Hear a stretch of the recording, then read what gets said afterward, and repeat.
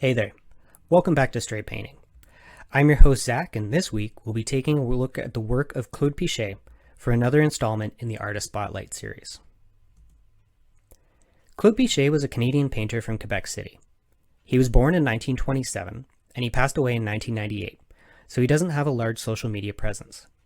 However, the Société d'Histoire et de Généalogie de Matane hosts a collection of 100 paintings from the Gaspésie that he donated to the town of Matane, and I'll leave a link in the description below, along with an interview from his studio in Saint-Léandre, where he talks about his style and workflow if you'd like to learn more. Claude Picher made it his mission to paint the Gaspésie, which he felt had not been painted enough. It was his testament to his adopted land, the Gaspé, which he felt had given him everything. Picher was an oil painter, and he described himself as a purely instinctive painter who wanted to represent at least three elements in his pieces: big skies, mountains, and woods or sometimes bodies of water. In Ciel Mauve et Soleil Rouge, these elements at play, as well as his view on color use. By making his sky intense and colorful, he had to make the other elements less intense to keep a balance in his pieces. He also avoided a lot of detail in his pieces, keeping simple lines and shapes to help the intensity of the colors to stand out more. Another element of Claude's style was his use of a palette knife to create a purer, more consistent color than one would achieve using a brush, allowing the hard and violent spirit of the landscape to show through, even in cases where the scene is pretty idyllic. Petit Madeleine breaks one of Picher's rules by creating an intense sky and also allowing some color to bleed into the woods on the mountain, breaking up their form, creating a sense of time, in this case autumn, and pulling our eye down to the safety of the houses below.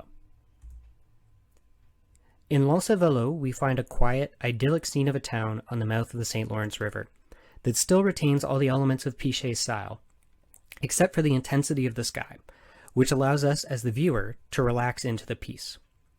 I've decided that I will attempt to paint this piece, both for that calming feeling and because it reminds me of the small town I grew up in on Lake Ontario. So to achieve that final result, I'll need to focus on two things: creating consistent values for each shape, and maintaining a hardness to each shape so that they do not all blend together. And how did we do? So I realized while coming back to edit all these pieces together that I never hit record while I was painting this piece, so there is unfortunately no process footage to show you. But we can still look at this card that we have here and just talk about what elements work really well for it and what elements don't work really well for it. Overall, I think this is a good approximation of Claude's piece, L'Encevalot, especially for something that's a personal project that is just going to live in my deck and be seen really by me and people that I play against. It retains a lot of the elements of his style, which I'm happy to have been able to approximate in this small size, especially having to overcome the fact that I was painting on a more vertically rectangular piece and he was working in more of a square space. So he had a lot more width to separate out these mountains and include a lot more houses in the valley area itself. Having said that, I think one thing that I definitely will take away as needing to improve upon is just my small detail work. Some of these details turned out really well, and some of them I'll definitely need to continue working on. And part of that is just brush selection and also the amount of paint that I keep on the brush while I'm doing it. But some details turned out really well. For example, these tiny windows in the background and these larger windows here in the foreground.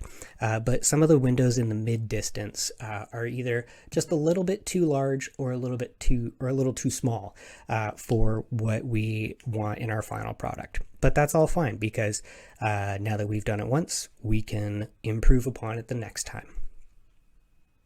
All right. Now that this card is ready to be sleeved up and played in my Moloku deck, I'm starting to notice a bit of a theme in the artists that I've picked so far in this series.